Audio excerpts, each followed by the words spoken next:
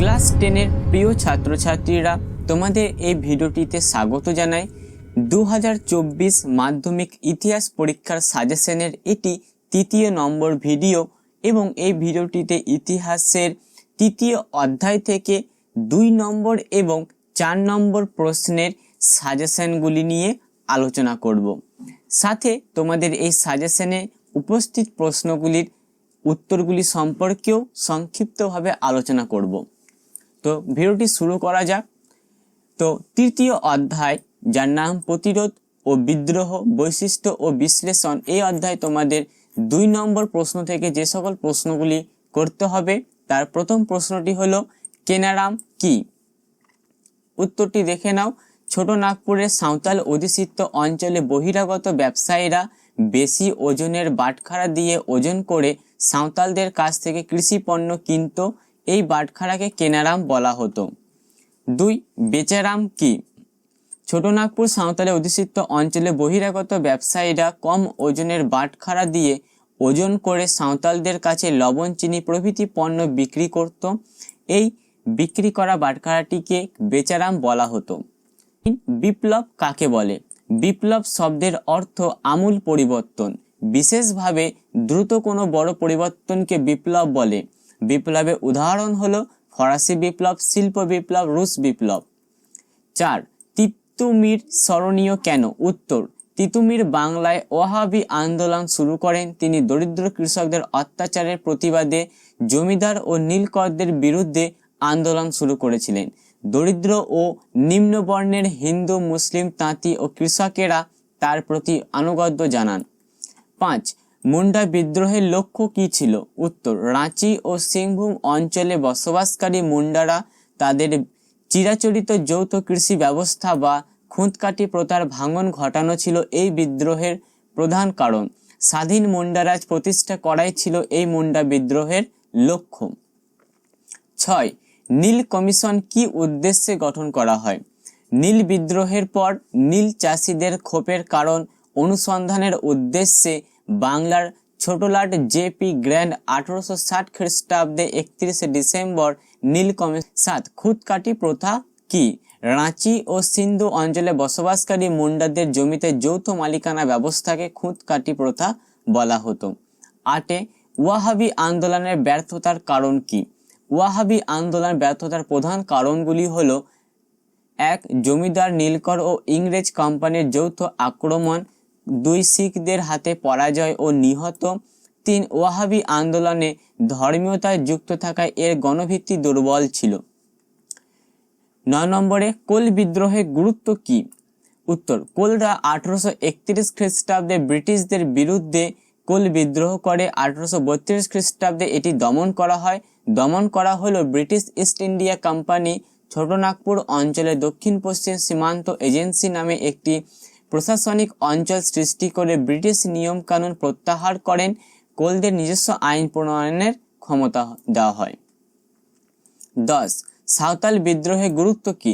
সাঁওতাল বিদ্রোহে ব্যর্থ হলেও এই বিদ্রোহের ফলে সাঁওতালদের জন্য একটি স্বতন্ত্র পরগনা গঠন করা হয়, যা সাঁওতাল পরগনা নামে পরিচিত ছিল। সাঁওতালদের পরগনায় 3 বছরের জন্য মহাজনদের প্রবেশ নিষিদ্ধ করা হয়। সাঁওতালদের উপজাতি হিসেবে স্বীকৃতি দেওয়া হয়। 11 নম্বর, নীল বিদ্রোহে শিক্ষিত বাঙালিদের ভূমিকা কিরূপ ছিল? এই প্রশ্নটি 4 নম্বর প্রশ্নের ক্ষেত্রেও খুবই ইম্পর্টেন্ট। নীল বিদ্রোহে শিক্ষিত মধ্যবিত্ত শ্রেণীর বাঙালিরা পরোক্ষভাবে গুরুত্বপূর্ণ ভূমিকা পালন করেন। ক. দীনবন্ধু মিত্র নীলদর্পণ নাটক রচনার মাধ্যমে নীলকর সাহেবদের অত্যাচারের ছবি তুলে ধরেন। হিন্দু পেট্রিয়ট পত্রিকার সম্পাদক হরিশচন্দ্র মুখোপাধ্যায় নীল চাষীদের দুর্দশা ও নীলকরদের অত্যাচার সম্পর্কে নিয়মিত প্রবন্ধ প্রকাশ করেন। অমৃতবাজার পত্রিকায় শিশির কুমার গ্রামে গ্রামে ঘুরে নীল চাষীদের উপর নীলকর সাহেবদের অত্যাচারের কাহিনীটি তুলে ধরেন। এই 2 নম্বরের জন্য কিছু অতিরিক্ত প্রশ্ন দেখে নাও। 1. সন্ন্যাসী ও ফকির বিদ্রোহের গুরুত্ব। ওয়াহাবি ফরাজি আন্দোলনের উদ্দেশ্য। রানী শিরোমণি বিখ্যাত কেন? বুরসা মুন্ডা কে ছিলেন? নীলকর নীল চাষীদের ওপর কিভাবে অত্যাচার করতো তা সংক্ষেপে লেখো। দিদু মির্জা স্মরণীয় কেন? নীল বিদ্রোহে হরিশচন্দ্র মুখোপাধ্যায়ের ভূমিকা। এরপর চলে আসি 4 নম্বর প্রশ্নের সাজেশনগুলি জেনে নিই। 4 নম্বরের প্রশ্ন জন্য কোন কোন প্রশ্নগুলি তোমাদের এই 3য় অধ্যায় থেকে করতে হবে। প্রথম প্রশ্ন, 1855 খ্রিস্টাব্দে সাঁওতালরা বিদ্রোহ করেছিল কেন? উত্তর, ভূমিকা। 1855-56 খ্রিস্টাব্দে ব্রিটিশ শাসন জমিদার ও মহাজন শ্রেণীর নির্মম শোষণের বিরুদ্ধে সাঁওতালরা যে বিদ্রোহ করেছিল তা সাঁওতাল বিদ্রোহ বা সাঁওতাল হুল নামে পরিচিত। এই বিদ্রোহের প্রধান কারণগুলি হলো: 1. খাজনা বৃদ্ধি। ব্রিটিশ কোম্পানি সাঁওতালদের জমির ওপর উচ্চ হারে খাজনা বৃদ্ধি করে। সাঁওতালদের এই খাজনা নগদ টাকায় দিতে হতো। মহাজনের কারচুপি। সাঁওতালদের ওপর কর আরোপিত করে সাঁওতালদের কাজে নগদ টাকা থাকতো না, যার ফলে সাঁওতালরা মহাজনদের কাছে অত্যন্ত চূড়া সুদে ঋণ নিয়ে বাধ্য হতো। কৃষি জমি হড়প। মহাজনদের কাছ থেকে নেওয়া উচ্চ হারের ঋণ সাঁওতালরা শোধ করতে না পারায় মহাজনরা সাঁওতালদের জমি, ফসল ইত্যাদি কেড়ে নিত। ব্যবসায়ীদের প্রতারণা। ব্যবসায়ীরা সাঁওতালদের কাছে কেনারা বেচারা নামে দুটি ভিন্ন ওজনের বাটখারা ব্যবহার করে কেনা বেচা করত। ব্যবসায়ীরা বেশি দামে জিনিস বিক্রি করত এবং অল্প মূল্যে সাঁওতালদের ক্ষেতের ফসল কিনত। খ্রিস্ট ধর্ম প্রচার। ইউরোপীয় মিশনারিরা সাঁওতালদের খ্রিস্টান বানানোর চেষ্টা করেন। এই ছিল সাঁওতাল হুল বিদ্রোহের প্রধান কারণগুলি। এরপর চলে আসি 2 নম্বরে, সন্ন্যাসী ও ফকির বিদ্রোহের কারণ কি? উত্তরটি দেখে নাও। ভূমিকা। সন্ন্যাসী ও ফকির বিদ্রোহ ছিল বাংলার প্রথম কৃষক বিদ্রোহ। এই বিদ্রোহটি 1763 খ্রিস্টাব্দ থেকে 1800 খ্রিস্টাব্দ পর্যন্ত 40 বছর ধরে চলেছিল। ব্রিটিশ শাসক ও জমিদারদের শোষণ অত্যাচারের বিরুদ্ধে বাংলা ও বিহারের সন্ন্যাসী ও ফকিররা এই বিদ্রোহ করেছিল।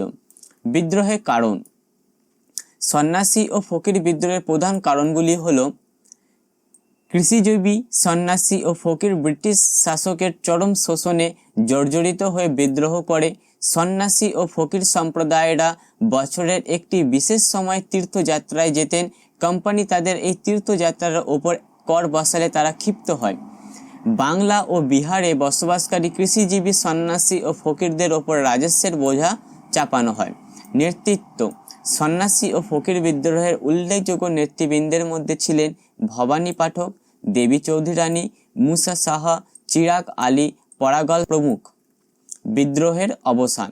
1763 থেকে 1778 খ্রিস্টাব্দ পর্যন্ত এই বিদ্রোহ প্রবলভাবে চলেছিল। অবশেষে সুযোগ্য নেতৃত্বের অভাব, আগ্নেয়াস্ত্র, লক্ষ্য ও আদর্শের অভাবে এই বিদ্রোহ থেমে যায়। 3 নম্বরের প্রশ্নে দেখে নাও। টিকা লেখো ফরাজি আন্দোলন। ভূমিকা। 19 শতকের প্রথম দিকে হাজী শরীয়ত উল্লাহের নেতৃত্বে যে ধর্মীয় সংস্কার আন্দোলন তথা গণ আন্দোলন শুরু হয়েছিল তা ফরাজি আন্দোলন নামে পরিচিত। উৎপত্তি। ফরাজি শব্দের অর্থ হলো ইসলাম নির্দিষ্ট বাধ্যতামূলক কর্তব্য। ইসলাম ধর্ম সংস্কারের উদ্দেশ্যে হাজী শরীয়ত উল্লাহ 1820 খ্রিস্টাব্দে ফরাজি নামে একটি ধর্মীয় সম্প্রদায় প্রতিষ্ঠা করেন। বৈশিষ্ট্য। ফরাজি আন্দোলনের মূল বৈশিষ্ট্যগুলি হলো: মুসলিম ধর্মের কুসংস্কার দূর করে তা জনগণের ধর্মে, জনগণের আর্থিক মুক্তি সাধন ও স্বাধীন রাজ্য প্রতিষ্ঠা করা, শোষণ উৎপীড়ন ও হতাশার অবসান ঘটিয়ে মানুষের মনে আশা ও নতুন জীবনের সঞ্চার ঘটানো। রাজনৈতিক কারণ। ফরাজি আন্দোলন প্রথমে ধর্মীয় সমস্যা নিয়ে শুরু হলেও তা শীঘ্রই রাজনৈতিক আন্দোলনে পরিণত হয়।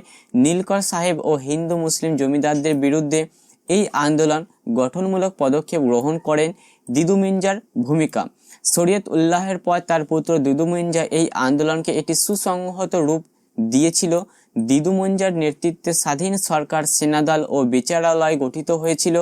তিনি কৃষকদের, জমিদার ও নীলকরদের অত্যাচার থেকে মুক্তির উদ্দেশ্যে তাদের সংঘবদ্ধ করে তোলেন। এই 3 নম্বর অধ্যায়ের 4 নম্বর প্রশ্নের জন্য কয়েকটি অতিরিক্ত প্রশ্নগুলি আবার দেখে নাও। কি উদ্দেশ্যে ঔপনিবেশিক সরকার অরণ্য আইন প্রণয়ন করেন? টিকা লেখো কোল বিদ্রোহ, মুন্ডা বিদ্রোহ, চুয়ার বিদ্রোহ। এই ছিল তোমাদের 2 নম্বর এবং 4 নম্বর প্রশ্নের সাজেশন তৃতীয় অধ্যায় প্রতিরোধ ও বিদ্রোহ বৈশিষ্ট্য বিশ্লেষণ থেকে। বাকি রইল 1 নম্বরের সাজেশন এমসিকিউ এসিকিউ।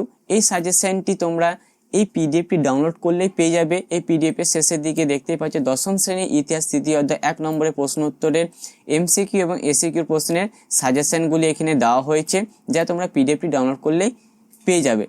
অতএব পিডিএফটি ডাউনলোড করবে কি করে? পিডিএফটি ডাউনলোড করার জন্য আমি ডেসক্রিপশন বক্সে আমি লিঙ্ক দিয়ে রয়েছি, সেই লিঙ্কটিকে তোমরা ক্লিক করবে। ক্লিক করলে তোমরা এই সাজেশনের পিডিএফটিকে ডাউনলোড করতে পারবে। সম্পূর্ণ ভিডিওটি দেখার জন্য তোমাদের অসংখ্য ধন্যবাদ। নেক্সট ভিডিওগুলিতে চতুর্থ অধ্যায়, পঞ্চম অধ্যায়, ষষ্ঠ অধ্যায়, সপ্তম অধ্যায় এবং অষ্টম অধ্যায়ের সাজেশন প্রশ্নগুলিকে নিয়ে আলোচনা করব। অবশ্যই সেই ভিডিওগুলিকে দেখে নিও।